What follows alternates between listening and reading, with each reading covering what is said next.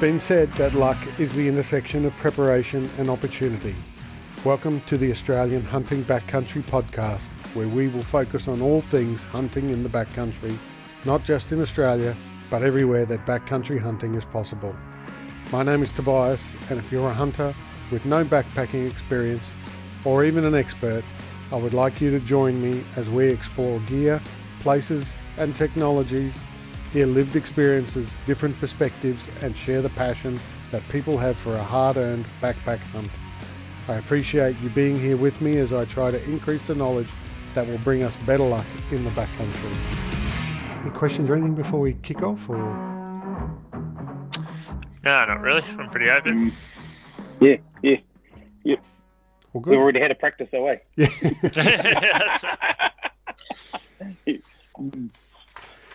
All right, too easy. Welcome everyone to this episode of Australian Hunting Backcountry. Today I'm very pleased to be joined by two giants in the hunting industry, people I consider giants anyway. And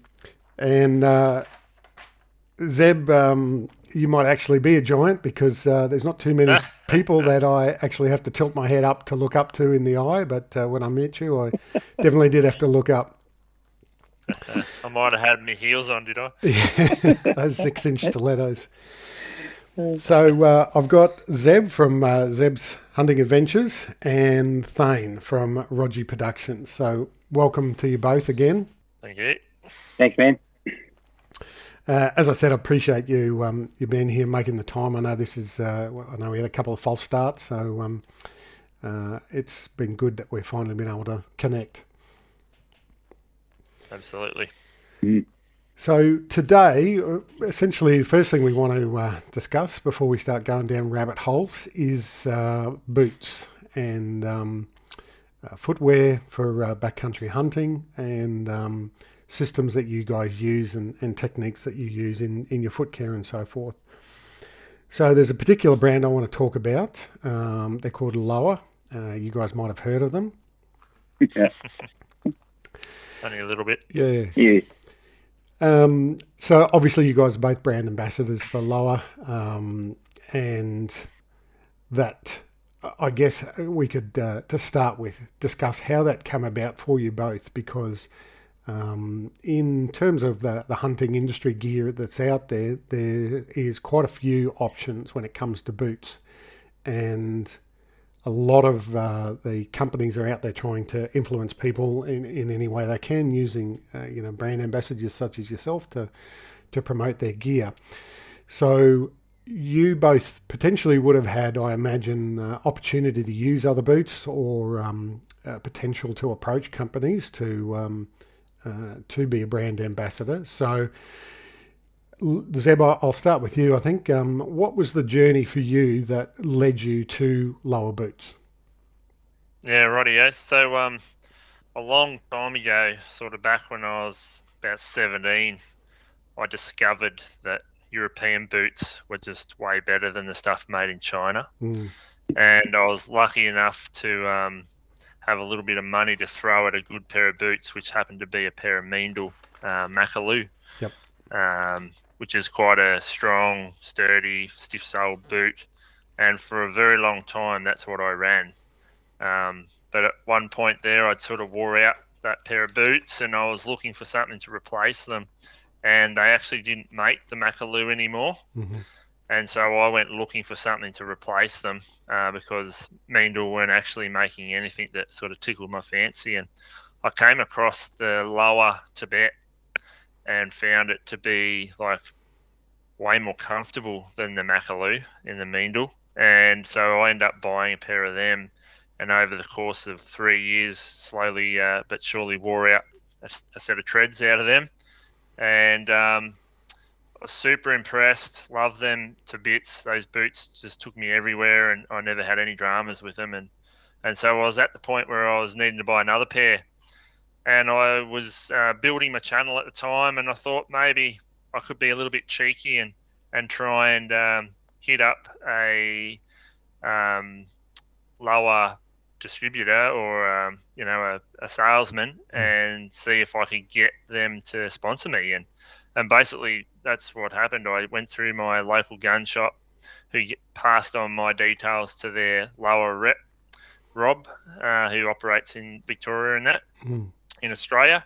And yeah, he contacted me and said, "Yeah, look, I've watched your channel before. I know who you are. I like your style, and yeah, let's meet up and we'll see what we can do." And yeah, so from that, basically, yeah, talked to him on the phone a couple of times and decided how we wanted to go about collaborating, and basically just came up with being an ambassador for LOWA in Australia, in the Samba hunting scene, the Vic Alpine sort of country. And yeah, so yeah, went through all the paperwork sort of side of things, because it is actually a contract that you sign and all the rest of it. You've got obligations to fulfill as part of it, which is all good, and it was nothing that I wasn't expecting. And so that's how my association with LOWA started. But the first pair of boots was paid for out of my pocket, and I love them that much that I approached LOWA and said, "Hey, look, I love your product.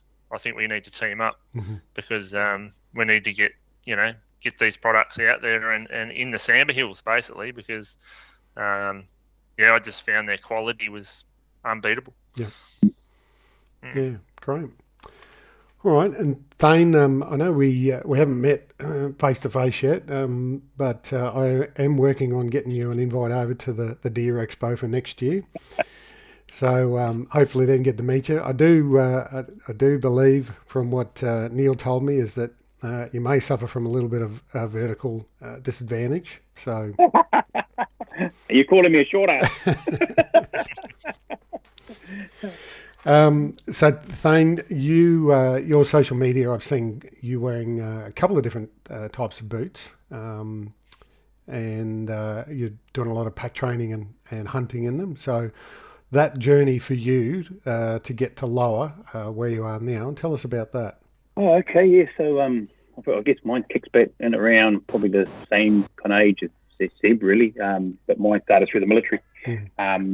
Obviously, sort of back in the day hunting, it was in freezing worker gumboots, the big white ones, the abattoir ones, those ones that I sort of kicked around and just dirty old hunting in bare feet. So introduction to boots, full stop, like proper boots, was through the military. And to be fair, New Zealand military pretty shitty boots, just basically glorified John Bull safety boots without the toe cap in it, And but that was my first legitimate introduction to what we would call ankle supportive lace up leather boots, and then.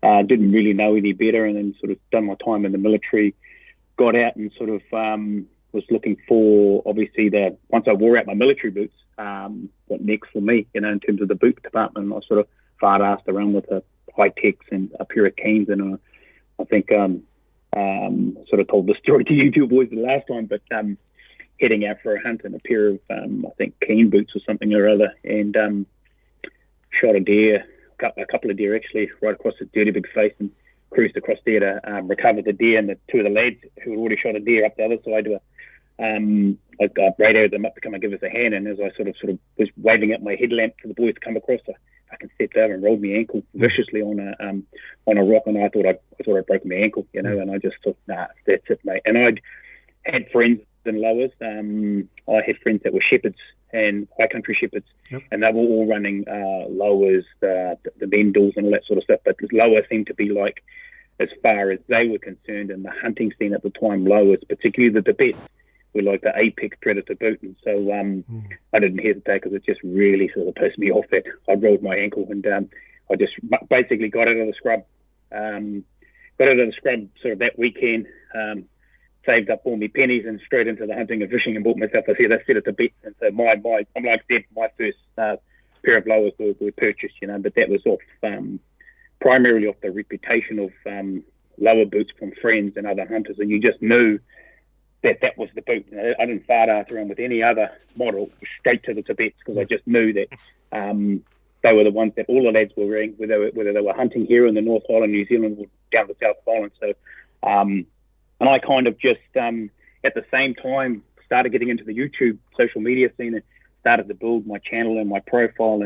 And it's hard case, because my journey is very similar to Zeb's in terms of how I got introduced to the LOWA company was a sales rep for another part of the business because those sales reps, they're all connected, all those boys. They all sort of roll in the same, whether it's the apparel, the packs, all that sort of stuff. They're all sort of connected. And he sort of really enjoyed my channel, and we just happened to be talking. He goes, I know the LOWA rep.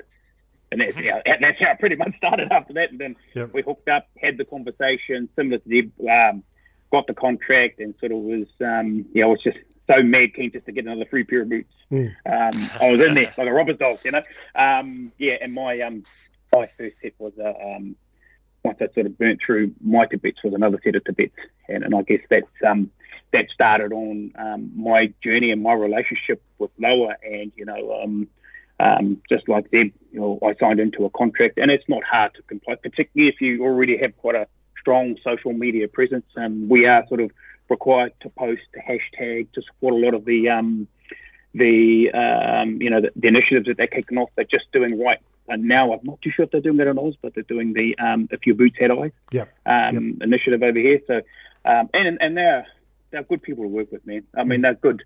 They understand sort of where we are with hunters. They don't put too much pressure on us, in terms of really pumping the social media stuff. But I've like you've noted, I've got quite a few pairs. I'll chuck them at me to field test the boots, and I just keep saying yes. Yep. As you can see in the background, these all 10 pairs of them up there. Yeah. But yeah, and in doing so, I am afforded the ability to be able to, because I pack train. If I'm hunting, it'll be 3 days a week. Stop on Wednesdays, recover the legs and feet and all that sort of stuff. So and then on a Friday. So I'll rotate all through my various pairs of boots, just to keep them, supple and keep them working, and then and maintain that social media presence, because the boots are always in my. They're not sort of. I don't really push them hard, but the guys know I've got LOWA boots on. So it's pretty easy to participate on that side of things in terms of being a brand ambassador. But yeah, no, my journey is so classically the same as Zeb. It's not funny, But yeah, I mean, I just like I said, they're really good people to deal with, and the boots are just second to none. Especially those high end ones that like the Tibets and now the high countries and the Rangers. Those ones sort of that fit in that market for us hunters that hunt the hilly country. So yeah, that's pretty much been my journey to date. Yeah, right. Well, those the disco boots that you wear too, they're pretty pretty identifiable. There's not too many out there that look like that. No, mate, no, they just and to be fair, they're it's good to test drive them on behalf of our followers. We can give I mean we are. I mean, Zeb knows this. We're very mindful of LOWA. We're being part of the brand ambassador team, and trying to be as honest without sort of nailing the product, but being honest to say to the guys, this boot is more suited for this type of hunting, and those we call them the disco boots. I mean, they're so light, man. They're freaky light. They're the lightest pair of boots I've got, even lighter than those light Inox GTX boots, which are basically a running shoe with a high top, and they're just fantastic. But these things are so ultra light, but the sole was so rigid. There's just no flex in them whatsoever. So I've got to quickly get off the road and get up into the hills, because it's like wearing like a pair of ski boots. Clog goes down the road there. So you got to get into the hill country. So that's where they're suited. But and when guys message me specifically about any one of the pairs that I'm using, I give them an honest opinion about where the boot's more suited. And I've got flippers for feet, mate. So I need the GTX wide models. Like I said, I'm very appreciative that I'm given the range of LOWA boots that I have been given. But like I said, Zeb will talk about his new favourites and my new favourite as well. I'm a bit similar, mate. My feet are apparently a little bit odd. The right side is significantly wider than the left. So I'm a bit like you. I previous occupation I was given a uniform and a pair of boots to wear, and if they didn't fit, that was bad luck. You had to make your feet fit, and you had to keep your boots polished at the same time. And that kind of led me down, because of the pain that I suffered and so forth. And I didn't have the option to change boots without the correct authority, like somebody, like a podiatrist writing me a letter to say he needs these sort of boots. So that kind of led me down that chasing the podiatry and learning more about boots and why those boots were hurting my feet, why other boots I'd had hurt my feet. And yeah, eventually it kind of, that's where I learnt that I need a specific, not a specific type, but more in the European style of boot. The manufacturers, because of the lasts that they use, are different to the last that other companies use. You've got the European last and you've got American last and that sort of thing. So some particular brands of boots are quite narrow because of the last that they use. Scarpa's one, for example. And I have tried a pair of Scarpa boots on, and even though I went longer, I still couldn't get them to be wide enough, you know. So I was like you, Zeb. I found a pair of Mindel boots that fitted really well and were quite comfortable. They still weren't perfect, but they were good. And then that led me into the Lowas later on through Lathrop and Sons, who are a family business in America. They're podiatrists, and they've got this whole system where basically they do an online consult and they send you out these ink pads and you send them impressions of your feet and take photographs and that sort of thing, and then they'll actually script a set of boots to match your feet. And funnily enough, they do have their own brand of boots that they sell, but funnily enough, they actually recommended that I go into a set of Lowa Tibets. So that's how I ended up, because and had to go into the wide, and then what they did was actually stretch the right boot for me a little bit as well. So consequently, yeah, I ended up in the Lowa Tibets with the inner soles from Lathrop and Sons, and same thing. I haven't looked back. I don't want to bother trying another pair of boots, because these ones just have resolved 98% of the foot problems that I ever had. So, like you guys over the years, you know, we were probably influenced by magazine articles and other hunting mates and so forth in terms of recommendations for boots. You know, you read an article, somebody does a review on these boots, and of course they all say, these boots are great, you know, they're super comfortable, you know, blah, blah, blah. But as we all know, boots are very individual, and there's no guarantee that what your mate has is going to fit you. So, yeah, I learnt the hard way, spent thousands of dollars over the years trying different sets of boots and working out that they didn't actually work for me, and then figured out why. So in terms of the Lowa, you guys, you kind of alluded to it already, but you both have a favourite pair, no doubt, favourite model. So I think I know what it is, I'm pretty sure, but yeah. Yeah, it's not hard to guess. They're pretty new on the ground over here in Australia, but the High Country GTO, or GTX actually, Evo GTX. I've had them now all this season. I've probably put about 160, 180 Ks on them in the bush. And yeah, they're just next level. I don't know how they improved upon the Tibet, but they did.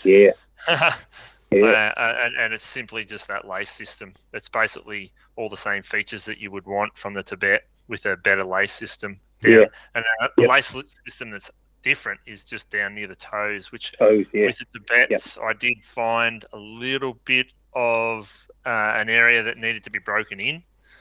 But with these High Countries, it's just out of the box comfort, but in a mountain boot, which is, I don't know, it's not even heard of.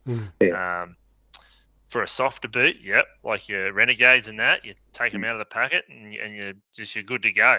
It's like having chewing gum that's already been chewed for you. But these High Countries are the same, but in a stiff sole, very high ankle support boot. That's just exactly what you need for backpacking and that steeper terrain, rocky stuff where you need that support. And that stiffer sole to be able to grab that edge and use your toe a little bit here and there. So yeah, definitely. I've run 2 sets of Tibets run them out basically, and love them to death, and would have them again tomorrow if I didn't know about the High Countries. So the high countries are definitely my favourite for the kind of hunting I do. They're a big, strong boot, but super comfortable. I've also got the Elite Evos, which are a lot softer boot, which I love for the lower sort of country, more undulating sort of stuff, not as hardcore. They're super comfy as well, super aggressive grip, and they actually got their own grip, not a Vibram grip. They got their lower grip on those ones, which is quite interesting. But yeah, no, the favourites are definitely the ones I'm wearing at the moment, which is the high countries, and they're performing excellent. Yeah, I haven't got any complaints with them yet. No. Yeah, I'm the same. I've just funny enough, I was feeling guilty that I hadn't taken my bits out for a boogie. So the last hunt I went on, I put them on as if they were like an old girlfriend. Okay, girls, let's go.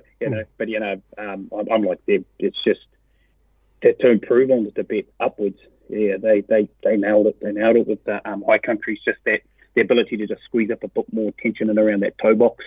And if you sort of look at the boots, they're a sort of blend with the Severdales. If you're looking at the lacing system, because the Severdales, which is the model up, heading towards more your alpine stuff, it's got that lacing system that goes right down to the toe box. And when you look over the top of the high countries, they do look like more of an alpine boot in terms of the way the laces go right down.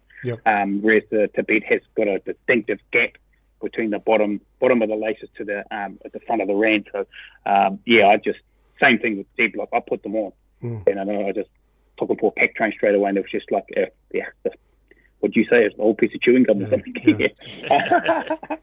And like I said, I just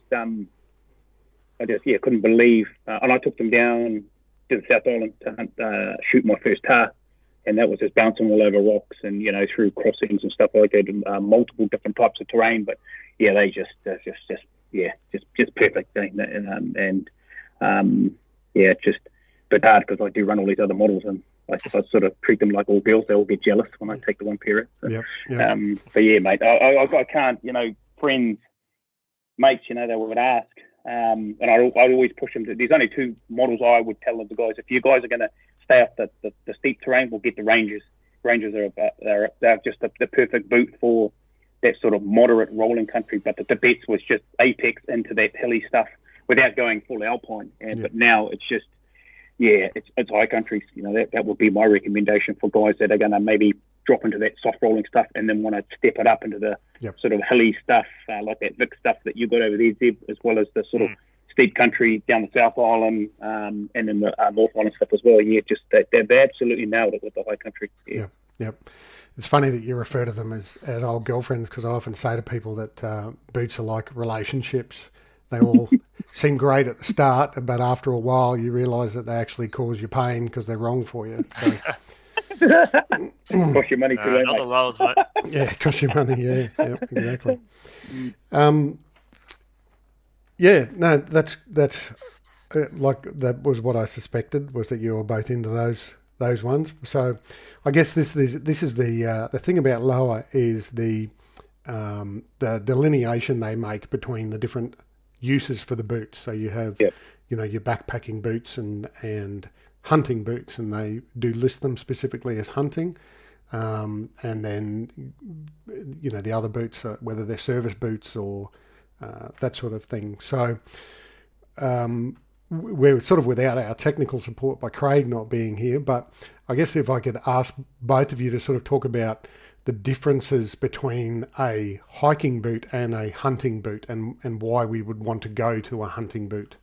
You're first. Off you go. Me first? All right, no worries. Well, I suppose it all depends on your terrain. And then now a hunting boot is more than likely going to have a full rand, or it should have. I feel it should have a full rand because that's going to protect the leather.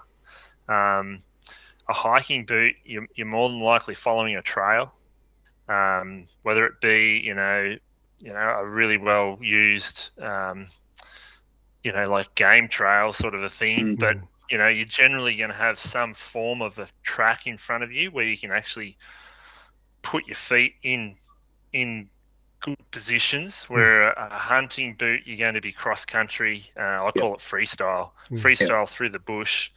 So you've got rocks, sticks, you might be pushing through tussock country where you actually can't even really see where your feet are going.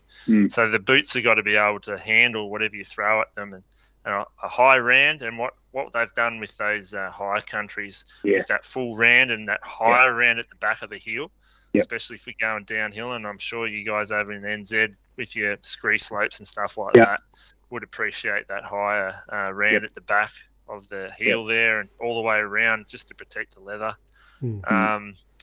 But also like the lace systems, I suppose, with your hunting boots, I really like to have the hooks at the top just for quick on and off. If you happen to come across a river crossing that you've got to take your boots off to keep them dry because, you're going in well over your knees or whatever. Whereas a hiking boot's probably just got eyelets all the way to the top, and they don't have the eye lock system and that sort of thing that the hunting boots have, which, you can basically do up your boots once in the morning and then take them off 12 hours later and they haven't lost any tension. It's a crazy thing to not have to worry about your shoelaces once you've done them up once. That's it. She's done. But I think the hunting boots in general, well, the boots that I prefer anyway, have a stiffer sole over a hiking boot. When you're doing that cross country contouring, where you might be having to bite those edges in to stay, upright, basically. When you've got a softer boot like a hiking boot, you tend to roll the sole of your foot, which fatigues you, and it's not as comfortable or as stable either. And so I think that's the difference between a hunting boot designed for hunting and a hiking boot that you could use, but it's not as good. It's like you could buy a Triton. Why would you buy one if you could afford a Land Cruiser? You were going to say Hilux. But you know what I mean? Like there's horses for courses, and hunting boots are designed to handle what we throw at them. Whereas a hiking boot might handle it for a little while, but I guarantee you it's going to wear out a lot quicker. Yeah, I think just to build on what Zeb said, as probably the distinction is especially with the Lowa, they have a weight classification on them too. It's sort of a preferred how much weight those boots are generally. I think with 25 kgs top end type stuff, and then that's a lot of weight to be kicking off with to have on your back. But we all know we load up shit, 40 kgs of especially with sandbirds, man, they're big heavy animals, and that's where the boots really sort of step away from the hiking boots. Just not only do they've got the sole to take the weight, but they've also got the stability to stabilize your foot. Even if you're kicking out on that steep stuff and you've got that weight bearing down on your back, you've got to be able to trust those boots to be able to hold you up straight and edge in nicely when you're sidling around some of those places. And I mean, like I said, I've got a variants. I've got all the military-based boots. I've got the Enox, which are all technically, especially the Enox boots, the GTX. They're a lightweight tramping boot, and like I just see, and I pack train on all of them, and I can just tell you, they're comfortable until you start getting up in the hills and you start to feel.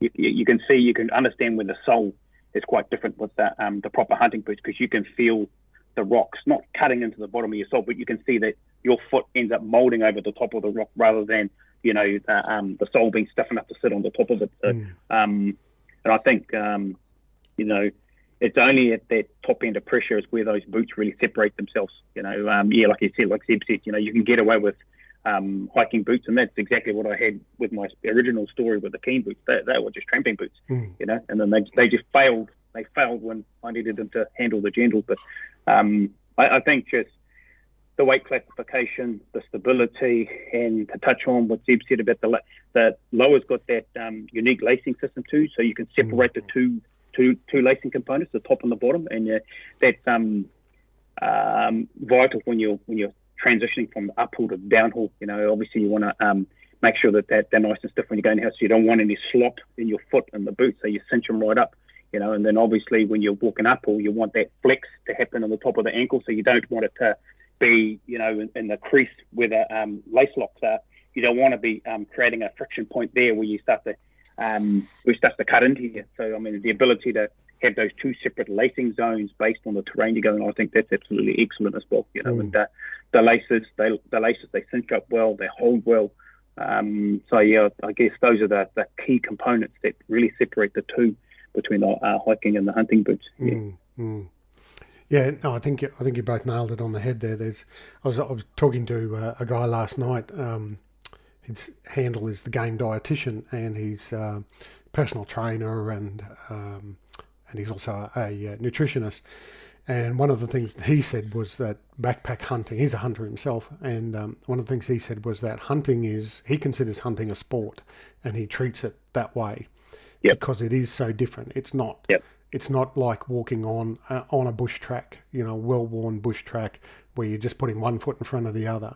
Where we're basically doing, parkour with a pack on, crossing logs and rocks and uneven, and your foot's twisting one way and then it's got to twist the other way in the next footstep and things like that. So, yeah, absolutely. You nailed that. And I think the other thing that I've really appreciated with the LOWA boots as well that you guys have mentioned is the lacing system, and that locking eyelet seems to be only available on the LOWAs. I haven't seen anything like that on another boot anywhere. I don't know if you guys have, but it's certainly one of the things, like you said, one of the things that I really noticed about the LOWAs, and it makes a big difference. Yeah, I haven't. Well, to be fair, I haven't really. Other than my transition into LOWAs, I haven't had my feet in another pair of boots. I mean, that's just, you get used to what you get used to, and I guess that's the thing. And to be fair, as a brand ambassador, that taught me this stuff too. That I just chuck them on and go. But then they go, well, you need to talk about this though. And that's where you learn. Oh, okay, is that what that's for? Okay, cool, yeah. But yeah, no, I just I guess it's a bit hard to say if you haven't been in another pair of boots to give a point of view on that. Both you boys have been in Mendel's and stuff like that. I mean, I just transitioned out of pretty crap boots straight into the Alpha Dog boots, so I can't really offer an opinion on any other brands. But I only own LOWA now. Yeah. And Zeb, you did a video a little while ago on a lacing technique.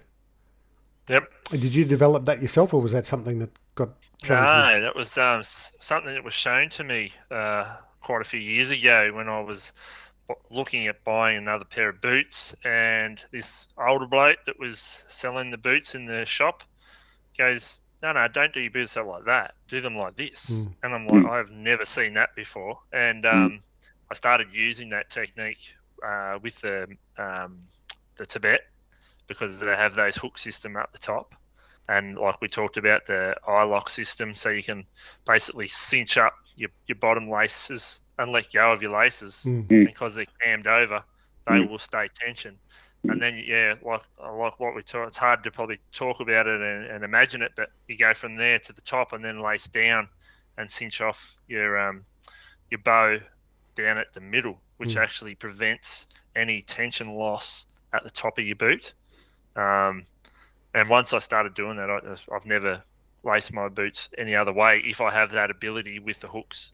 Some boots have eyelets all the way to the top, like your the Elite Evos, they have eyelets all the way to the top, so you can't tie your laces any other way than as you would your shoelace to go to work or whatever. But if I've got that hook system at the top, I'm definitely lacing from the middle to the top and down and cinching it off there.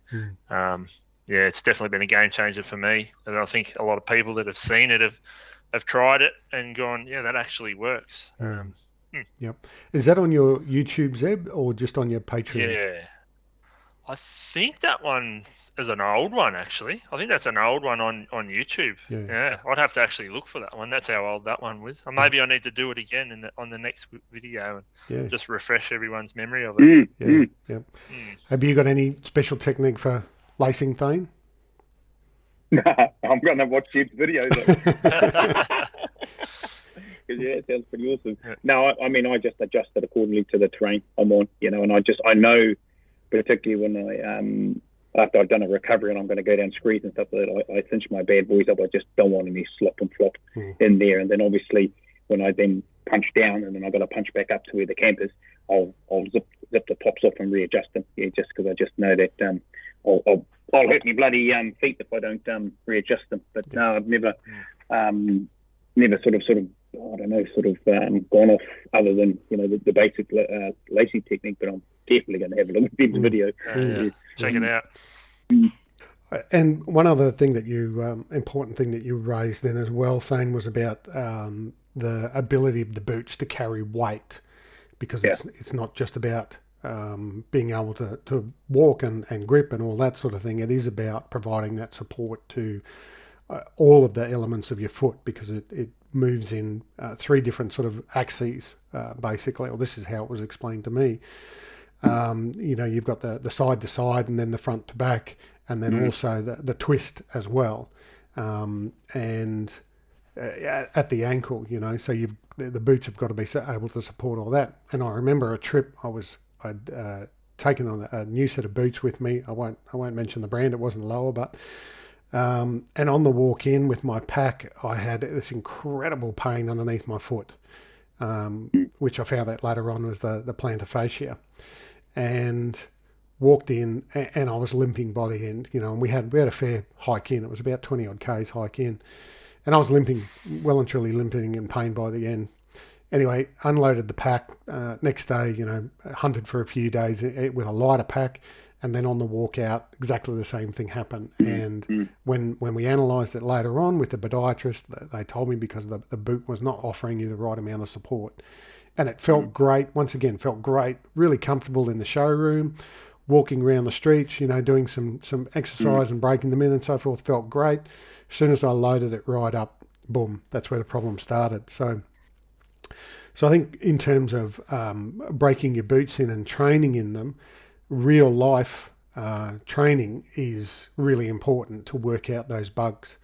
So that's where I guess you come in with your pack training and loading your Tatonka pack full of water bottles and that sort of thing. I know, Zeb, you're a bit of an ultralight fiend. Yep. I saw you complaining one day on one of your videos about having to carry 18 kilos in. And I thought, shit, I'd be happy if I could. My rifle. If I could get mine packed down. I suffer from a old motorbike injury on my left knee, so I have no ACL. So I don't have much lateral support there. So I do wear knee braces to try and counteract that. What I found a few years ago was that I was having trouble with my knees. After a weekend, I'd come up and I'd have swelling and fluid on the joint, and it wasn't an issue on the hunt, but it was always the recovery. Sometimes I mightn't be able to get going the following weekend. I'd have to wait 2 weekends before I could be fit enough again to go. So I went and saw knee surgeons and all the rest of it, and they basically didn't really offer much other than they could do a reco and put it back in there and potentially stir up the arthritis that was there and all the rest of it. So it just became a bit of an issue that I thought I needed to address, and the best way I found was to lower the amount of weight that I was carrying. So that's when my ultralight research, or obsession I should say, just went full tilt, and I worked out all the products that the through hikers in America were using, because when you start looking at hunting gear, as in packing, everything's got a strap and a buckle and it's got a pocket, and all those things are great, but they add a lot of weight. And so I started looking at real minimalist type of packs and gear to go along with it that was compact and light but still could get the job done. And I ended up dumping, in the first 12 months of trying to be an ultralight, I dumped 3.5 kilos out of my sleep system alone.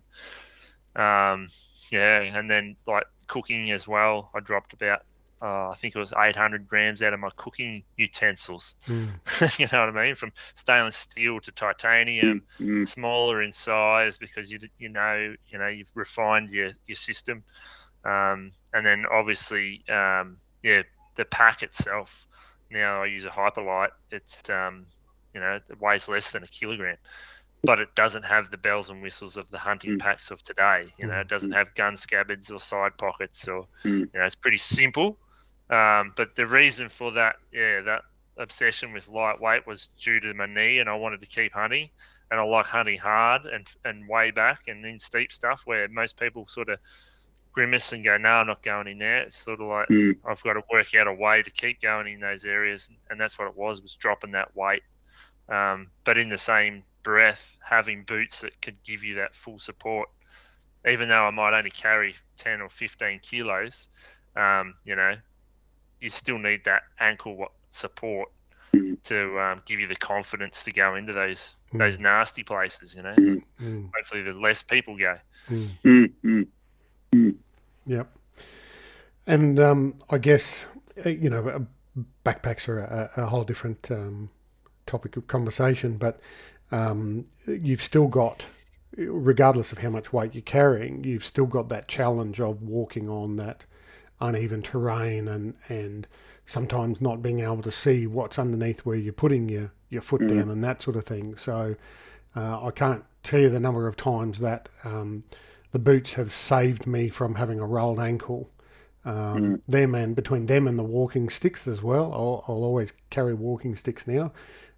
Between the two of them, I can't tell you the number of times it stopped me from an injury or falling over. So, but no, I understand that with the injury that the reasoning behind that. Have you looked at? We're going off topic here, but have you looked at stem cell injections at all? No, I haven't actually, because basically since I've lightened my pack, brought a mountain bike, and go hunting as regularly as possible, I don't, touch wood, don't have any dramas. I don't generally get the swelling. Like I just did 11 days in the bush straight, and pushed it as hard as I could, and I got stiff, but I didn't really swell up and all the rest of it like I used to. So I think what's happened is I've managed to, what I did was once I dropped the weight and took the pressure off and kept hunting without injury, without swelling, is I built muscle that wasn't there. I built strengths in the other tendons that were getting stressed and stretched from having having the really good knee braces, going to walking poles like you said, quality boots, and lowering my pack weight. I actually feel like last year I was as fit and healthy as I've ever been at 40, and I've been hunting all my life. So, just a combination of things. Yeah. Look, everybody's got a level of tolerance when it comes to discomfort, and some people are prepared to carry a little bit more weight if it means that they, can reach that threshold of comfort. And Thane, I know from some of your videos, you've got quite a high tolerance to discomfort as well. You've got a sort of similar camp set up to Zeb, where you're sleeping under a tarp and a very light ground sheet. Yeah, I guess. I'm probably the opposite end of Zeb. I've got pack sponsors as well, and the sort of, I'm running the Tatonka modules, which is a sort of frame system now, and now of recent time, probably the last year and a half, I'm running a shooting tripod.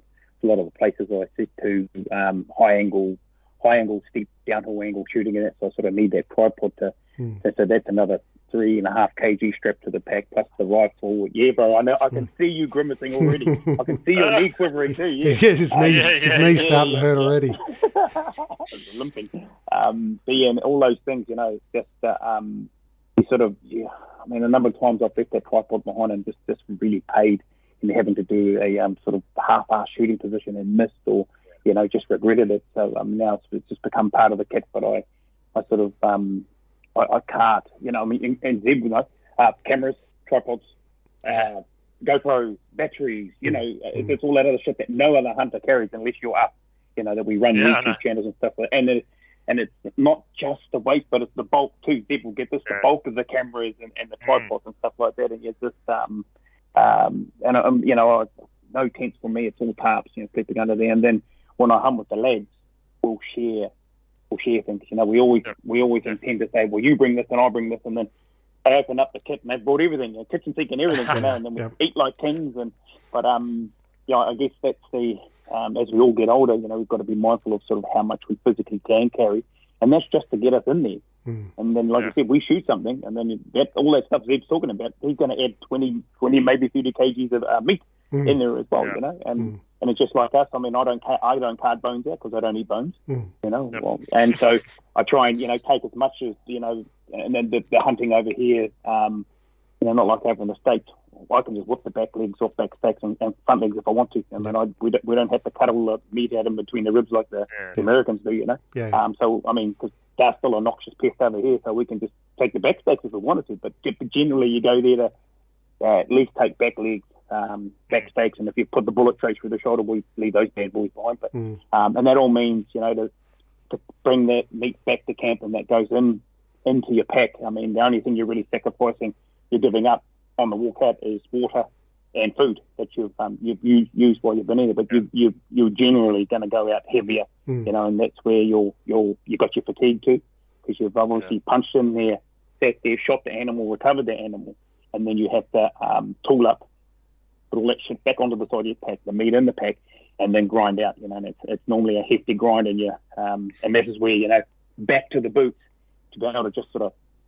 And Zeb will get this, and you will too, Tobias. It's just carelessly throw your foot, You sort of, we were there, head down, ass up, and we were sort of trying to get back to the car and not think about how much weight's hurting, cutting us in our backs, but just to have that platform, that you don't got to worry about your feet or the stability of your ankles. You can just sort of, throw your feet a little bit casually and just sort of head down, ass up, and head home with a bloody heavy weight on your back. But I'd love to go down that pathway of trying to trim the weight on it. But like I said, I've got a dirty big long range Canon, tripods, 212, and just big cameras, and just and then even then, just the water's the big thing. The water, I can find water in the hills, man, and it's just you sort of resist. No, I'll wing it. I'll go and I'll find some water, and then you go next minute you're drinking out of a dirty old stag wallow. Wallow. But I mean, I guess that's the thing, having the faith, well, not even having to think twice about our boots.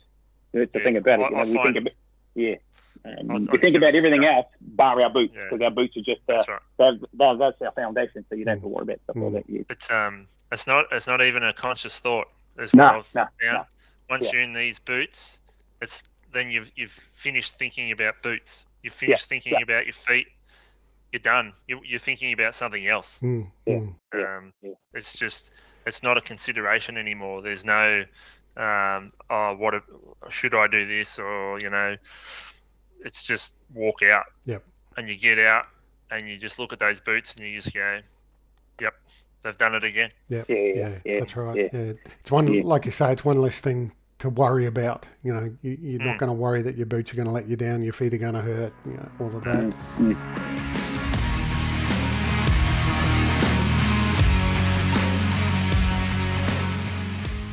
On this episode of Friends of the Podcast, I'm joined by Matt Vincent from Mountain Gear NZ. Matt's been a previous guest on the podcast, and for those of you that haven't listened to that, go back and have a listen to Matt's interview. But on this segment, Matt, I just want to get you to give us a quick overview of your products here and the sort of things that you recommend for backcountry hunting that you sell. Yes, I'm Matt. I am based in New Zealand at the top of the South Island. I'm really passionate about hunting, and particularly sort of in the mountains and deep in the backcountry. Last year I spent a bit over 70 days hunting myself, and so that sort of led to a business which focuses on functional and lightweight equipment. We sort of focus on things like bipods. We have a kind of a crossover product between a ice axe and a trekking pole. It's heavier duty and has additional functionality that you won't find on either of those, and sort of targeted towards hunting in the mountains. We also have sort of lightweight functional products, sort of rifle hunting shooting related, bolt handles, titanium bolt handles for tikkas. We make our own range of Picatinny rails where we go to that sort of next level of detail. We machine out all the additional material to just save weight, and then a lot of our rails have sling tabs. That's sort of something that seems to be missing from the market. It's an easy solution for people to have a rail and still retain their traditional sort of sling setup. Mm-hmm. But really one of our biggest focus is probably the bipods. And then with the sticks, and we've really spent a lot of time to get every last bit of functionality you can out of a bipod and allow you to set up and sort of any situation, terrain that you have in front of you to kind of get that shot off, and what's often sort of stressful and adrenaline-filled circumstances, and quite often kind of less than ideal terrain. Yeah. So, yeah, on your website, I see quite a few photos there outlining the uses and then the functionality of the bipod, and it really does look to be designed by someone who has put a lot of thought into it, and actually would use it in the mountain hunting sort of scenarios. Yeah, and it's sort of, when you try and communicate sort of our bipod versus maybe your typical Harris bipod, it's very hard in a way to sort of make those comparisons. Typically, with a Harris bipod, people are comparing, what's the leg length, closed versus extended, and that sort of way of, I guess, defining a bipod just doesn't work with ours. The legs are adjustable in terms of their spread, and so that means we can go from 8 centimeters of height all the way up to 40 centimeters, which is just doesn't really, it can't be done on how long do their legs extend to sort of basis. And then similarly with the it's got over sort of 50 degrees worth of tilt and cant, and then essentially unlimited panning if the bipod's positioned in a way where the parts won't clash. You can go through 360. One thing we really focused on is with the legs and all the adjustment is being able to do it one-handed. So things like the portion of the legs that moves is on the outside. The adjustment of that is at the top. So if you're things like in the dust and dirt and snow and water, it's, you're not putting your hand down into the snow to adjust those parts. It's at the top, and you can go up and down. You only need one hand, whether you're behind the rifle or you're carrying the rifle for whatever reason. It's pretty common to make that shot and pick up the rifle and kind of move towards the animal sort of thing, and you can readjust or stow the bipod away, or in reverse if you're getting it going up to a lip, you get it set up. And so it's really just, that's been the focus, to make everything as functional as possible. And obviously with the backcountry and mountain hunting, weight's been a huge focus as well, and while we haven't designed to the weight, we've kind of designed to the functionality. That's been quite a big consideration as well. So the mountain bipod itself is 140 grams. So it's sort of at that weight where making it hard to, leave at home, really. Yeah, it's light enough to certainly, there's no real weight penalty for that. And if you can carry that and get the functionality that the bipod obviously has. I mean, to go from, like you said, from 8 centimeters to 40 centimeters, in other bipods, first of all, wouldn't be able to do that, or you would have to swap legs out and use a different carry a different set of legs. Yeah, and even we've all probably had experiences on uneven terrain where you extend one leg and then the other leg's not extended at all, and it's still too steep to really, set up on steep terrain. We've tried to design around that so you can basically just plop it down, and as long as you have the legs spread out in a stable enough position, then you can essentially just tilt it to level in anything essentially. And sort of all of our products follow that sort of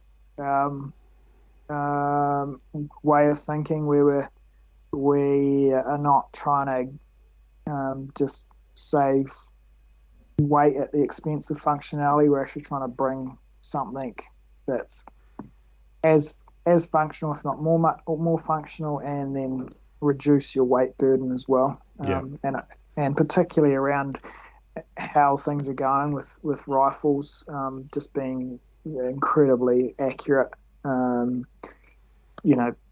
don't necessarily believe you want a lightweight rifle, but with all the fantastic scopes and stuff out there, then trying to get a package where you're as functional as you can possibly be. Yep.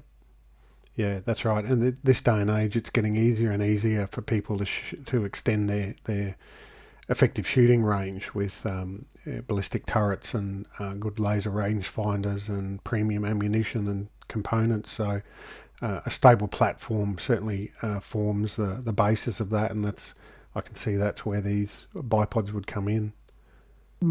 Yeah, absolutely. Yeah, and probably the other big product on there that I know and was my introduction to you is the mountain stick.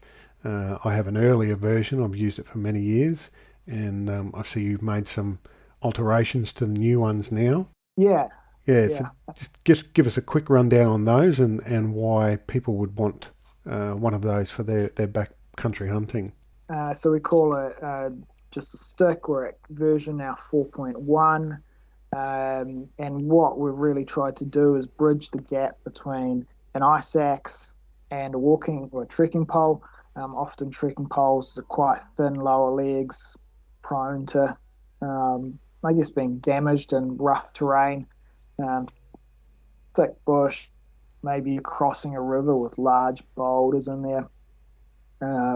So our stick has just a beefier, I guess it's beefier everywhere, but in particular, the lower leg over a regular trekking pole, and then it's got on the head, it's got a pick attachment very similar to a ice axe.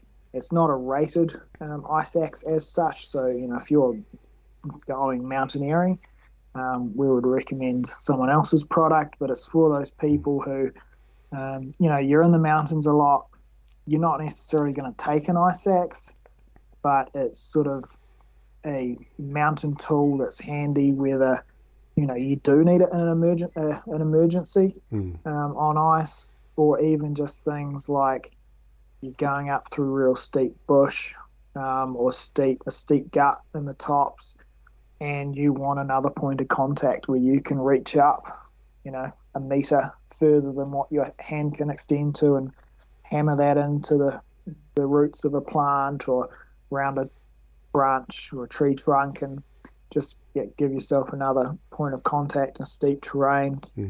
Things like pulling out rocks at campsites,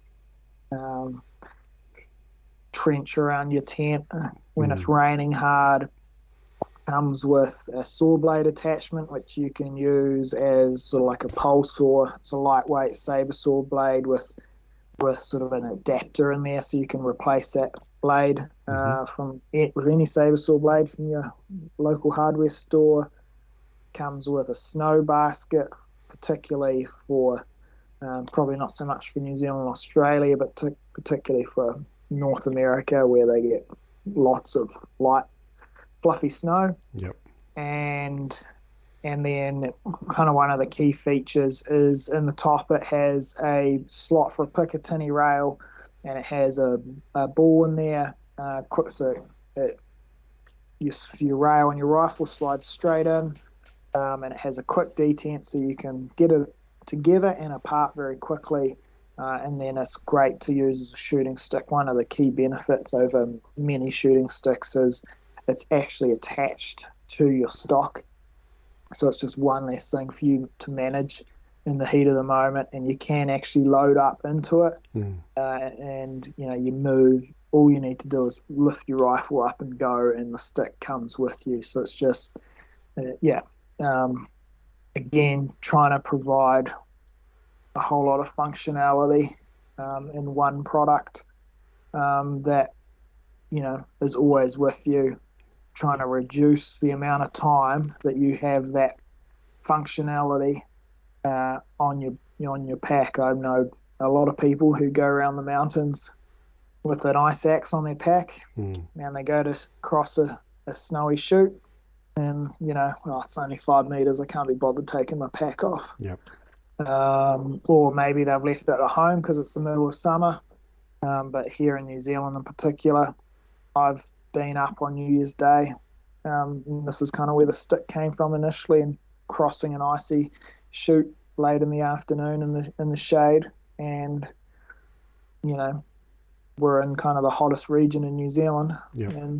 And Mackenzie Basin down the South Island. And here we are in the middle of summer at sort of 3,000 meters crossing what could be a quite treacherous situation. And so this is just a product that hopefully reduces the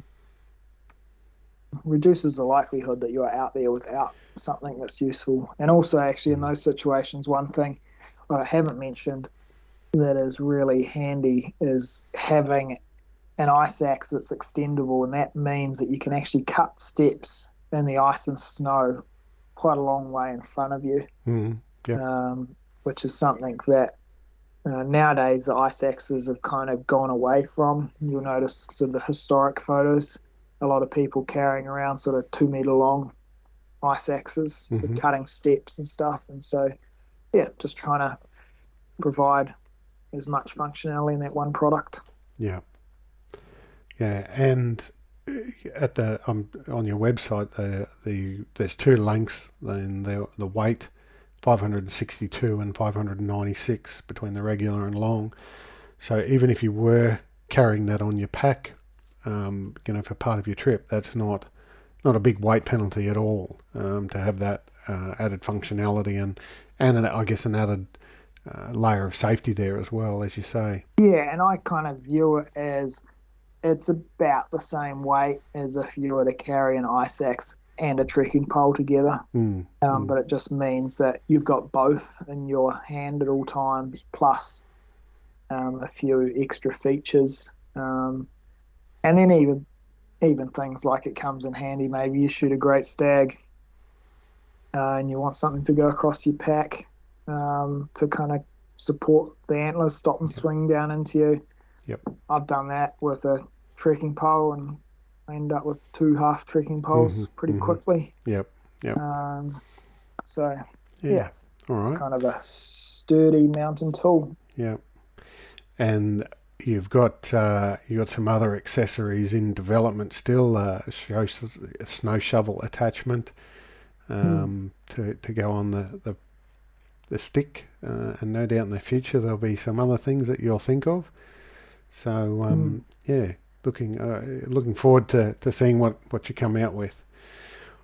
All right, Matt, what's the best way for people to find you and have a look at your products? So for anyone in Australia, it's mtngear.nz is the best place. Obviously, I'm New Zealand based, website's New Zealand based, but a lot of orders from Aussie, and tried to have as much information there as possible. If there's anything we missed, go to the contact us, comes to my email. Try to be pretty responsive.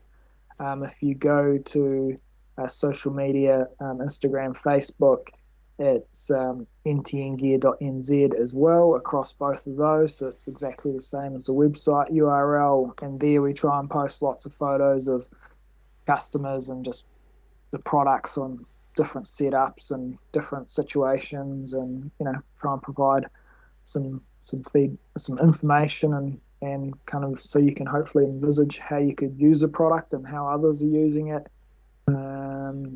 And US, North American, US and Canada, it's ntngear.us across the URL for the website and social media as well. So yeah, any of those channels, flick us a message, and we will get back to you pretty quickly. Yep. Great. All right. I like hearing that the guy that's out there testing this gear is also the guy that's making it, and the guy that's going to answer the emails. So yeah, and we've actually talked about that here quite a bit. And I think answering the emails in particular is something that, I might not be able to deal to all the emails in the future, but being connected with, how people are using the product and if there's any issues, and just, that communication, I think, with the customer long term is pretty important. Yep. And also it's one of those things where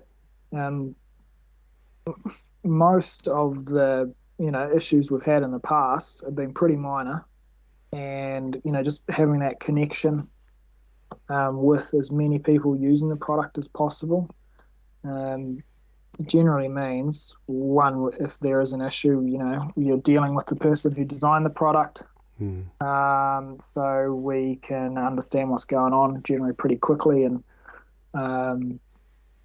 give a recommendation or provide parts as needed, or in the future design those issues out, or even just design additional features in as we get customer feedback. And it's one of those things. I've had a few people say to me recently, I'll wait for a stick 4.100 and I've said, well, you better give me some ideas because I'm all out of them right now. And so just that connection, and also too is just a level of satisfaction hearing from people using your products out there. And we personal satisfaction for you knowing that your fingerprints are on all of these products and people are out there enjoying them. Yeah, and long term, we got to make sure we stay an engineering and really an engineering company and not a marketing company. Yep. And they are our products, and we I guess are personally invested in them working well for people. Great. All right, Matt, thanks again, and I'll put some links to your social media and website in the show notes, so people will be able to find them there, and look forward to seeing what else you bring out in the future. Yep, there's a long list of things that we hope to get to. Great stuff. All right, Matt, thanks again. Cheers. I mean, I always talk about the 3 Bs: boots, backpacks, and bedding. And if you can get those 3 right, everything else you can compromise with, or you can do without, or But if you can get a good night's sleep, and if you can comfortably walk in with your boots and your backpack, then you'll overcome a whole multitude of issues. Yeah, I think that's the other thing too. So you just sort of made me think about having a military background. You'll get this. There's a term we use: gear for 4 bears. And it's when I get home, I'm very strict with my boot regime. When I get home, my baby's just carted me off the hill. And it's my rifle first. My rifle gets cleaned and put into the gun cabinet, bolts, all that sort of stuff. And the second thing I look after is my boots, because they're generally covered in shit. So they get a brush down. They get a brush down, a wash down, and then I'll apply waterproofing spray. And then once they sort of dry up, I'll put the moisturizer, the LOWA creams and the LOWA sprays on them. So, I mean, they're just, and that's just that, it's just a thing. Say thanks to the boots, So I'm still dirty. I haven't had a shower yet. Haven't kissed a wife yet. So, but that's the first thing. That's my routine when I come out of the hills. I just rifle, gears before beers, rifle, and then boots. Pretty much Zeb will be the same too. In terms of to look out, and the products they give us for the for boot care. It's just and I've only just, I don't know if you know this, Zeb, but I've only just realised that overdosing them with the spray make waterproofs them next level. Bro, next level. Yeah, keep spraying them until they get a glaze on them, mate. Yeah. And they're like, when you hit that wet grass, the shit just beads off, mate. It's just like full on. Yeah. Because you get that, you put the spray on and so forth, and then you sort of start walking in the grass, and you can see the leather starts to starts to absorb a little. It doesn't get to your feet, but you can just see. But like when you get them brand new, those bad boys just bead like a raincoat. They do, yeah. Well, like I said, I don't know if the LOWA boys are present, but spray it out until she can't take any more spray, mate. And I tell you, the last hunt I went on, they stayed primo the whole hunt, man. Like, and I was in the mucky stuff and cutting across grease spaces and stuff like that. But yeah, mind you, the can of spray's not that cheap, but it works, mate. It absolutely works. Yeah. Mm. Yep. Well, that was one of the next questions I was going to ask, was about your boot care routines and so forth. But just before I do, Zeb, I've been on a few ultralight hiker forums, the guys that do those through hikes, the PCT and so forth over there, and they're next level. They are, not only do they cut their toothbrush in half, but they then trim the bristles down as well to try and cut some weight. So that's the lengths that they'll go to. They literally are talking about how many ounces they can get their pack weight down to. Yeah. Well, the best one I've seen there is they get their toothpaste and they squeeze it out into Glad wrap, like in a line, and roll it up, put it in the freezer, and once it's hard, you can snap them into day portions of what you need, and then you only take the amount of toothpaste that you need. And I'm like, yeah, that's my kind of thing. I like that. I have a little tiny Colgate, like about this long, and all I do is at home, I'll get the big one, and I just put them like as if they're kissing, and I squeeze this one into that one and fill him up, and that's normally good for a few trips. But Tobias, he's the one-ply toilet paper guy too. Yeah. And even then take toilet paper. Even then he tears it in half and just uses one finger. Watch the fingernails, mate. Yeah. I use these little things called Swispers, I think they are. They're made by Colgate, and they're like little single-use toothbrushes with toothpaste already injected onto them. Having said that, well, full disclosure, I don't brush my teeth every night when I'm in the backcountry, but anyway, yeah. I will admit too that I do ration my toilet paper. I'll sit at home and work out how many sheets I use, per wipe, and then I'll just multiply that out over 5 days or 7 days or whatever it is. Throw a couple of wet wipes in, and then I'm good to go. But I have seen blokes turn up literally with 2 full rolls of toilet paper still on the roll. And I'm like, bloke, how much do you shit? Like, how much toilet paper do you need? Oh, I don't know, mate. You've been on the freeze dry too long, mate. You shit a lot. Yeah, that's right. Yeah. So boot care routine. So, Thane, you've already sort of spoken about what you do after a trip. And you just use the LOWA products. Is it Water Stop and what's the cream called? And the cream. Yeah. And the cream, LOWA cream, active cream. Active cream, that's it, I was quite surprised when I got that, because I was so used to having to use waxes on boots and being told to use wax on leather boots. And the cream's a water-based cream, and it's quite light, and so I was quite surprised when I got it. But the system, the combination of the two, like you say, it obviously works. Yeah. I think that's the thing too. You got to be very mindful of chucking anything on there that's not recommended by LOWA. You avoid your warranty and all that sort of stuff. And I know guys that have gone and got the Tibet, put the Hubbard's grease all over it, and then tried to go back because maybe the rand's peeled off or something's gone wrong, and LOWA, rightly so, have said, no, we won't, you avoid the warranty because you haven't stuck to the regime that they suggest to get the best out of their boots. So, but yeah, I mean, I guess I have been lucky to be able to have the products available that align with the boot care regime anyway. I do remember. I think if you're gonna spend that sort of money on a pair of boots, hard, mate. To look after them is exactly. It's not even a conscious thought. Yeah. I do remember hearing years ago about a boot company that refused to warranty someone's boots because they used dubbin on them. Do you have dubbin over there? You know. Oh yeah. I mean, that's the same as that that Hubbard's grease that they use, boot grease, and I know some other. I think mates they came with the Scarpas. I think the boys bought some Scarpa boots, and you get the Hubbard's grease and like a little shoe tin thing, and they sort of, I don't know, that's what they say to put on their boots, you know. And but like I said, I mean, I've never greased my boots up. I mean, it's just stuck to the products, and I've never had a problem, you know. Well, apparently Dublin has a bit of a petrochemical base to it as well. So what happened was obviously it then delaminated the rand and dissolved the glue. And when they found out that they'd used Dublin, they said, "No, we're not warranting it." Fair enough. Yeah. Yeah, and I'm not saying don't use Dublin on your boots. I'm just saying because it's obviously designed for saddles and that sort of thing rather than boots, and it may work well on like the R.M. William boots because they don't have things stuck to them. But I do know from reading that they won't warranty it when you're using something other than what they recommend.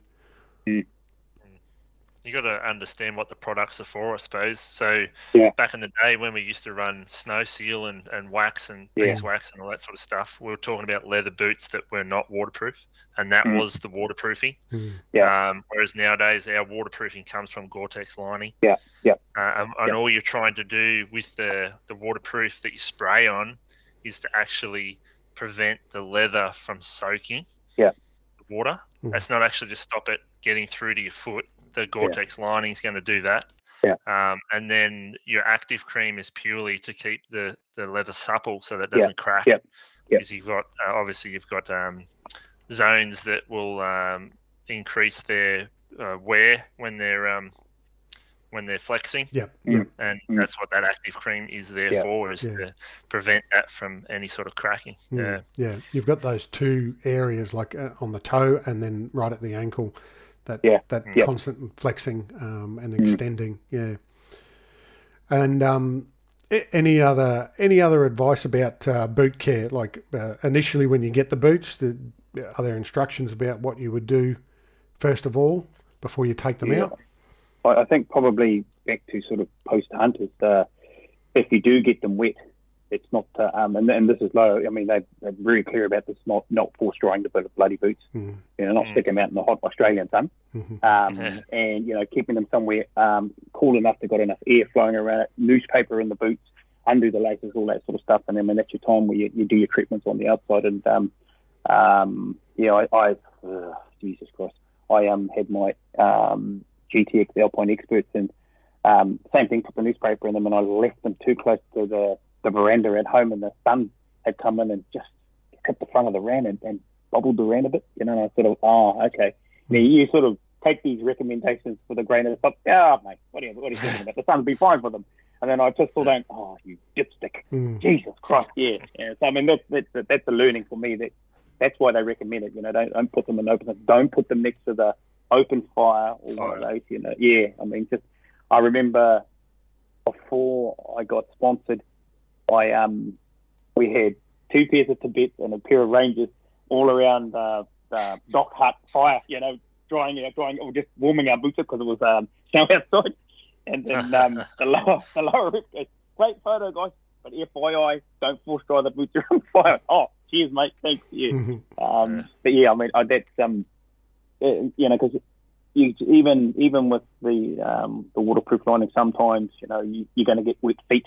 Whether you know it runs down your pants and gets through the top of your socks and soaks your boots through there, or you do a river crossing and you can't be bothered taking your boots off, or you just I mean, and that's the thing about it. Just being able to dry them out properly is critical as well. And not force drying the bloody thing. I'll second that with the fire. I had a client early this year with a brand new pair of boots, not Lowas, but a brand new pair of boots, and we got fairly wet. Both of us got fairly wet just from the wet bush. And like you just said there, Thane, you get wet pants, you get wet socks from the top, and it just soaks in. There's no way. I've tried to develop a couple of techniques to stop it. I think I've worked out a couple of ways where I can prevent it for a long time, but I can't get it for any more than a day. But going back to this bloke with his boots, we had the big fire cranking, and he's got his boots out and he's got rocks and he's setting them up. I said, mate, I wouldn't put them I wouldn't put them near the fire to start with, and if you do, don't put them too close. Yeah. And he's like, yeah, nah, it's good. I'm going to dry them out and all the rest of it. So I'm busy cooking tea and mucking around, and I come back to the fire and I'm like, I can smell rubber. I said, are you keeping an eye on them boots, mate? And he goes, yeah, why is that? I said, oh, I can smell them burning. He's like, no. Anyway, he gets them, and like in the dark, looking at the fire, he goes, no, they're fine. I said, I can smell them, mate. Anyway, he put his headlamp on. He goes, oh no! And the front of his Rand was literally like melted. Mm. And then he goes, oh, what? And he got the other boot, and it's the same thing. Oh. And then I said, oh no, you've wrecked them, mate. Have a look. The toes curled up. So he had actually, like physically, the leather had shrunk. So you could see lines like where they had pulled in. Yep. And his toes were like ramps. Yeah. And he couldn't wear them. Yeah. They were done. $350 pair of boots, gone. Yeah. Done. So never ever by the fire. Yeah. I think what I've found is if you don't have access to newspaper, if you're up the bush, but you have a pair of dry socks, put a pair of dry socks on, that will soak a fair bit out. Yeah. Then get those socks out, dry them by the fire, whilst you got another pair of dry socks on, and rotate them through while standing in them, because your actual body heat will actually put heat into them and dry them out with the rotating dry socks. And you'll actually be surprised how quick you can get them dry, not by having them near the fire, or dry enough anyway to keep hunting. But yeah, my regime's very similar. It's come home. If they're muddy, they get washed straight under the tap with a big stiff brush to get all that dirt off them. Then they get put in the shed where there's no light and pull the inner soles out, let them dry naturally. I've got the benefit of, if I'm going hunting again recently, is another pair of boots comes out. Whereas, the average bloke's only going to have the one pair of boots. But I would suggest that, you just put the newspaper in and let them dry out. And then you go through the sealing process again, because when they've been wet, it really does knock the leather around. So you've got to replace all those moisture from when you get that drying process, it dries the leather so much that you need to put it all back in there. Otherwise it will get cracking and wearing. Yep. I think we've all been guilty at one time of putting boots too close to the fire and doing silly things like that. But before you know, you don't know what you don't know. So no one's got any excuses now. In terms of your foot care and other parts of the foot system and so forth that you have outside of the boots, like socks and that sort of thing, what are you guys doing there? Do you want to go first, Thane? It's all those. Sort of partnership with LOWA over here in New Zealand. So we were only wear solo socks, and it was funny when I was back in the military. A lot of the stuff you hear from, because your APEX special forces guys have got the top gear, and they were turning up with and they had solo socks, for their long beach and tramps and stuff like that. And it was one of those things that just stuck in my head. So whenever, because they're reasonably priced. Whenever I could, I would buy solo hiking socks, and they got they're double padded and the toes and the heels and that. So I mean, that's I don't own any other socks than solos for my hunting. It's just I have a obviously different types of gradients of it, hiking, light hiking, all that sort of stuff. I wear them to work as well. So, but yeah, solos have been my go-to sock for years. Particularly with my hunting and sort of training boots anyway. Yeah, well, this year I've been running the LOWA winter sock actually, and I'm wrapped with them. They're like a really fitted, like almost like a stocking fit. Like they look too small when you pull them off the packet, and you're like, nah, but they actually fit like a glove without the fingers. But but prior to that, I was just running merino treads, I think they were called. What I find is you've got to hunt with good quality socks, but good condition as well. Don't be running a pair of socks that you've had for 2 years and you've literally you've worn them out. Yeah. Yeah. There might not be a hole in them, but there's half the material remaining on the heel and Yeah. etc. Good quality socks, but in good condition socks. One of my mates is a classic for buying a new pair of socks each hunt he goes on, and then once they've been on a hunt, then they become work socks. Yeah, right. Obviously, he doesn't get to hunt a hell of a lot, but his thing is fresh, brand new socks, and it really is a thing. That extra cushioning. Yeah. Yep. And do you guys run any liner socks at all? No. I did when I hit the South Island. I was up in the deep snow with my alpine boots. I did take the waterproof socks. You know, the wetsuity type of ones. You know, I mean, they're just one of the sponsors up there. And I mean, there's only so much a boot can handle. You know, when you get total saturation, you're in the snow like all the time. There's only so much a boot can handle.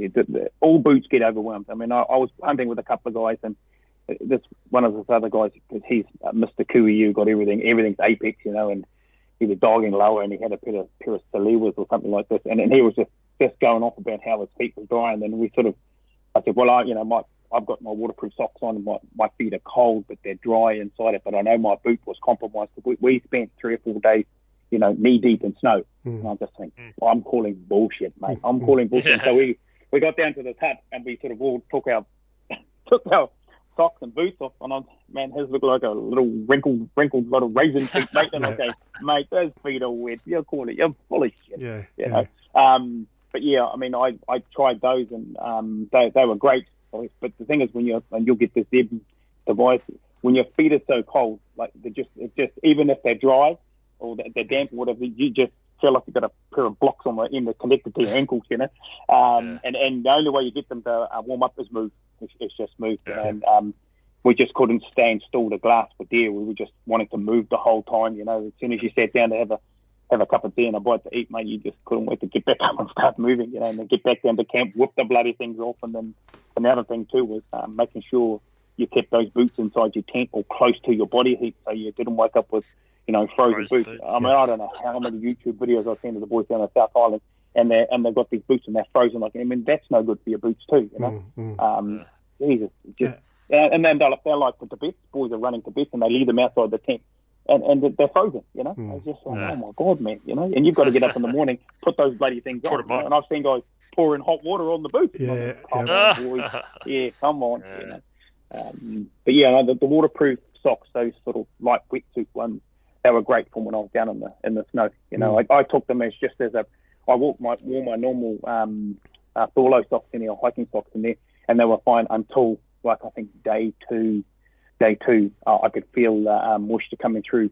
Like I said, it just couldn't handle any more snow, man. You know, and then so that's it. On went waterproof socks, and then that was good. That was really good for you. Yeah.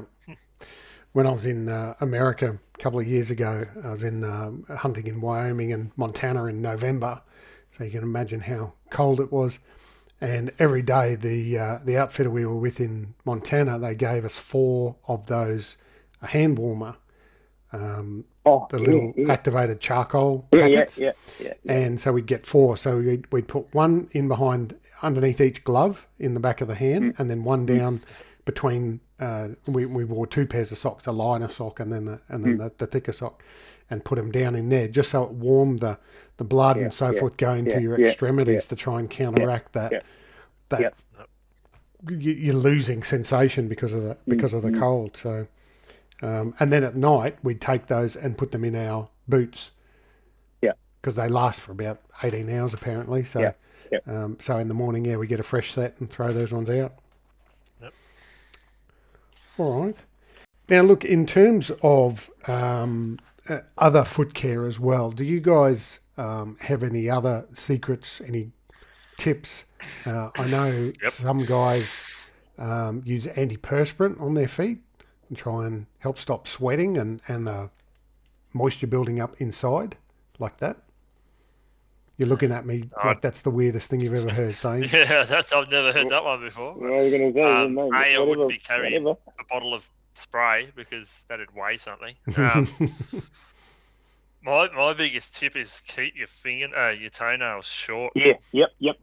I agree. Trim them before each hump, because there's nothing worse than forgetting and getting up there and stabbing down a hill, and you've got this, 8 mil of toenail that shouldn't be there, punching into the front of your boot. Especially if you're running a boot that's kind of close to your fit.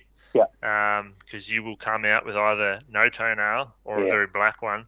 And it will just cause you so much pain. But I think one of my things is I don't actually do anything to my feet, but I know a lot of clients end up with blisters from not running LOWA Boots, and this is not a pump up the brand, but every person that's come with me on hardcore hunt that's not in a pair of LOWA Boots ends up with some sort of a blister. And it's either because the boots aren't fitting as well, or they've just got so much movement because they don't have that structure to keep the foot flat.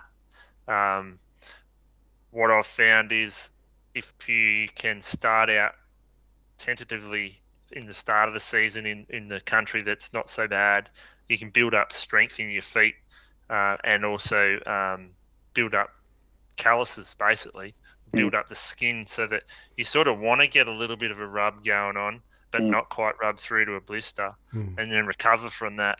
Do that a few times, and all of a sudden you've got feet that just can't get a blister. I've found a lot of clients that don't hunt regularly. They say they've been training, as in walking around town in their boots, but you've got to get the angles going. Because that's where you get your rubbing, not just walking down the street. You've got to get the ankles rolling around and ease into it. And what I find is at the end of the season, I can pretty much take a 5-inch grinder and a flapper wheel to my heel and grind about 3 mil of dried skin, which is just, it's no good for your foot, but it's good for when you're hunting, because it actually having tough feet if you're in that steep country, walking on your toes and cutting into the edges. I suppose it's like anything. If you haven't got the time to invest in toughening, if you go to the gym and you build up your arms, that's cool.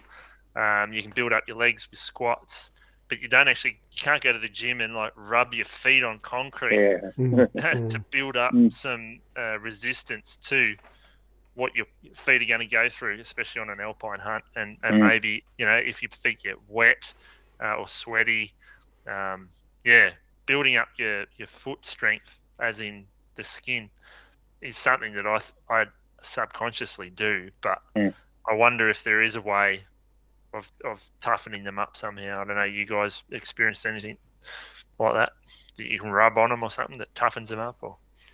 Or I know back in like my military days, and I'm lucky. I've got flat feet.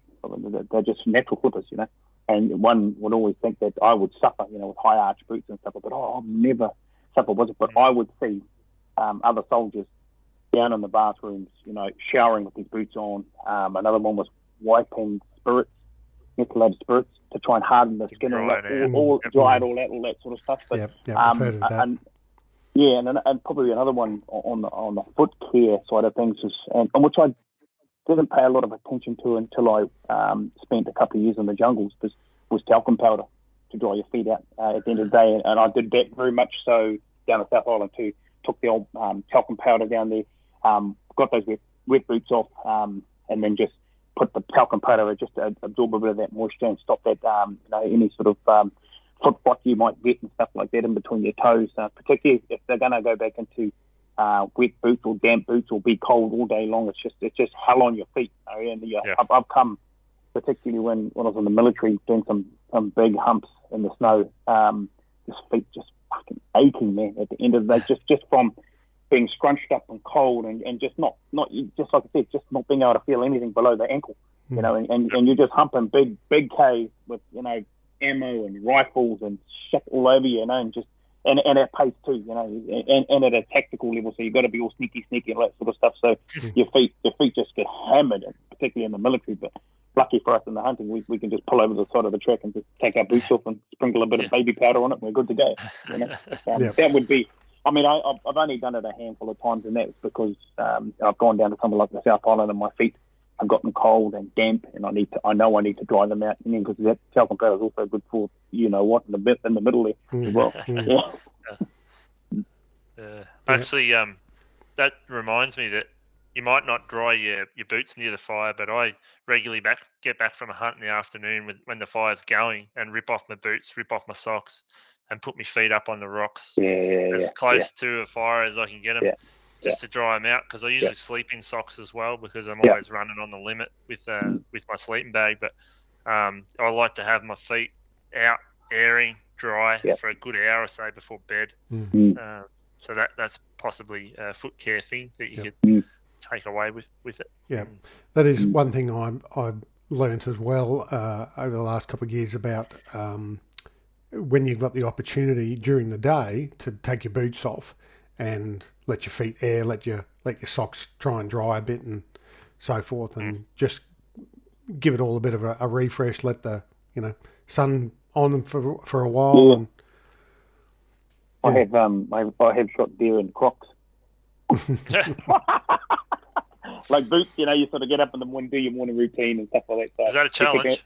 Kicking around camp in your Crocs, and then it's, oh shit, there's a deer, Fly down there, and sort of, but I think that's one of the things, giving your feet, room, time to dry and breathe out, is bloody critical, particularly when you got to get up and crunch it up the next morning. It's just to rest them right up really well and do whatever you can to keep them warm and dry. And because I know, mate, just days, it's been 2-3 weeks on exercise on the west coast of the South Island, man, where your feet just don't dry out, and it is just, I think, one of those, if you haven't experienced it, it's just one of the most psychologically totally knackering things that that you've got to put those wet boots in the morning on the next day, and you've got your socks in plastic bags on your chest to warm them up so you can put them into your boot. And it's just like you're waiting for the last minute to put those bloody things on. You're waiting for the old platoon sergeant to go, all right, boys, let's go. We'll start patrolling now. Mate, just, and that made me so resolute in terms of keeping my feet dry and teaching all the guys I hunt with, man, if you get wet feet, man, that's the soul destroyer. I mean, once your feet go, that just, you can't get away from it. You just keep thinking about your bloody feet, And that's the thing, I always sort of think back to when I'm humping around the hills and my high country. I wish I had these boots when I was in the army. I'd be invincible. I do know a guy. I was hunting with him one time, and he shot a deer with his pants down around his ankle while he was taking a crap. He took his rifle with him. He said, I always take my rifle with me when I go to the toilet because you never know. Sure enough, one day, I see him tramping off. Next minute, boom! Right. Well, look, guys, I'm sure we could sit here talking hunting stories and stuff all night, but I really appreciate all your advice and insight into the boots and so forth. One question before we go: dream hunts. What's the one dream hunt that you guys haven't yet done? Is this a dream hunt that is unattainable? Yeah, the one we have to win lotto? Or one that's attainable? One that's attainable. Yeah, we can't include politicians or anything like that on the list. No. I've always really wanted to do like an extreme backcountry moose hunt, either Northwest Territories or the Yukon, basically. So that's a dream for me one day. You did it again, Thane. Yeah. Flipped out. You're on mute.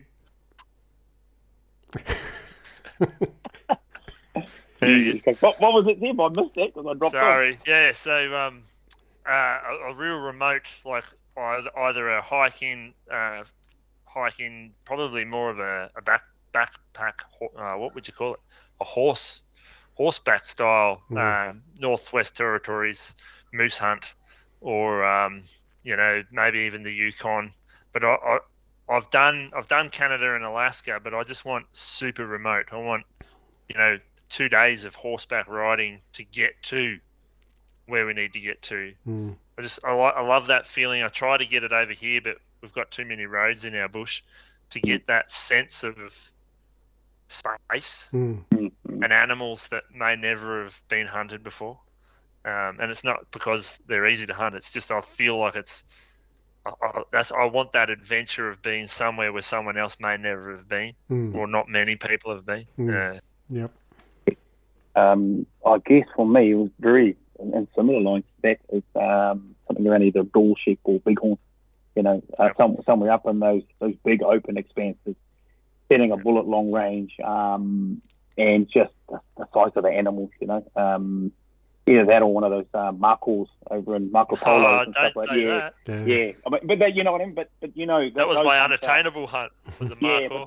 Yeah, but you see those that they get driven there by guys and all that sort of stuff. So that goes against sort of what we would consider to be the package for us, because we've got to have adversity in there. I can't just have the guy drive me to the, I'll look over the hill and I shoot this dirty big massive Marco Polo.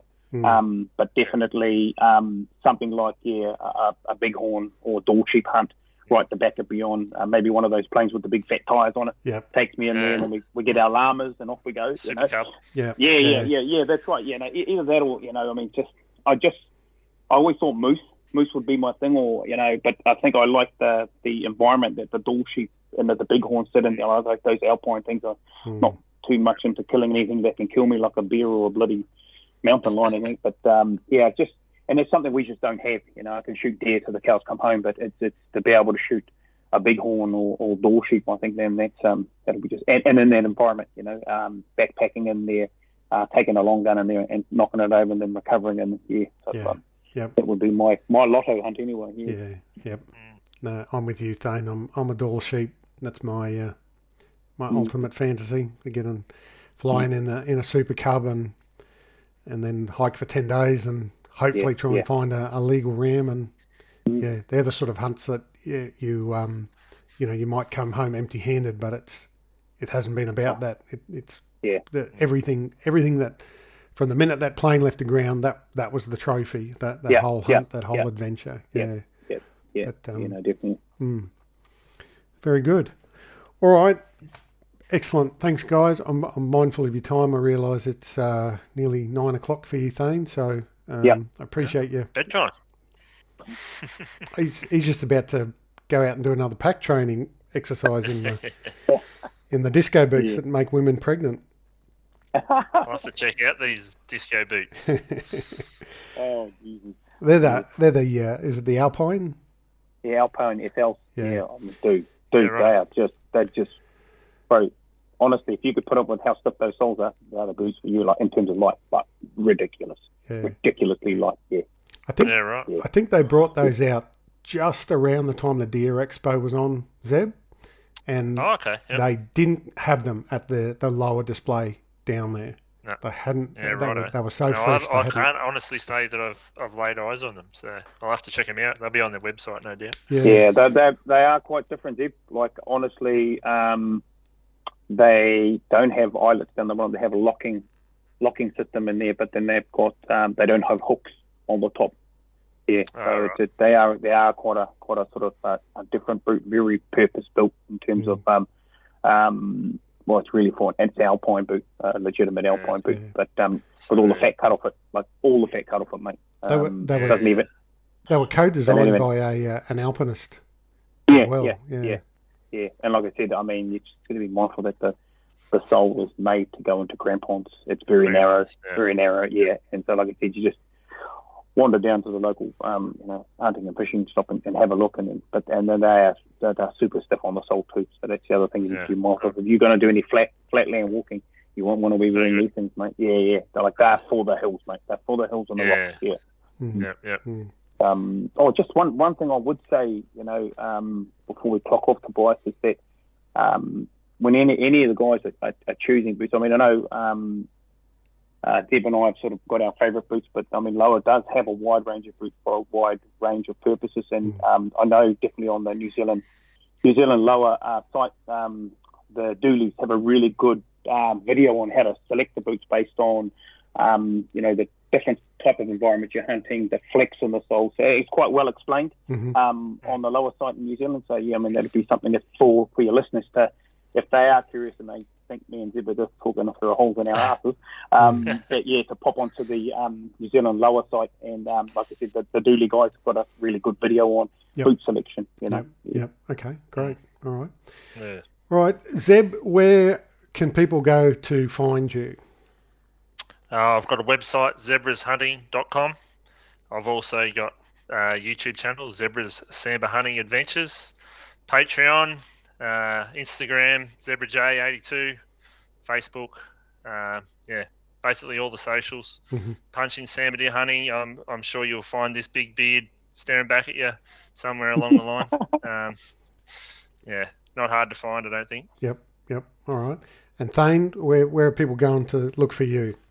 Oh, just put Roger Productions and Mr. Google, mate, you'll find me. Yep. Yeah. Mainly sort of YouTube and Instagram. I think in my main two social media platforms that I sort of operate on. Yep. I did try TikTok, but I'm not that flashy at dancing. So yeah. And I like to keep my clothes on. Yeah. So Zane's got his Patreon. Then are you going for an OnlyFans? Sell some bikini shots or something? Oh, just roaming around on my first like you, one of the two. Great stuff. All right, guys, thanks again. Really appreciate your time and sticking with me. Awesome. Thanks, Thanks, mate. mate. Okay, catch up. See you, mate. Hey, thank you for listening in.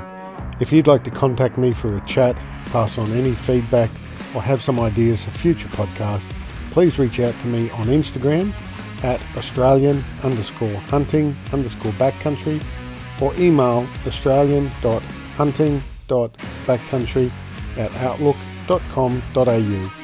For now though, please look after yourselves and your mates.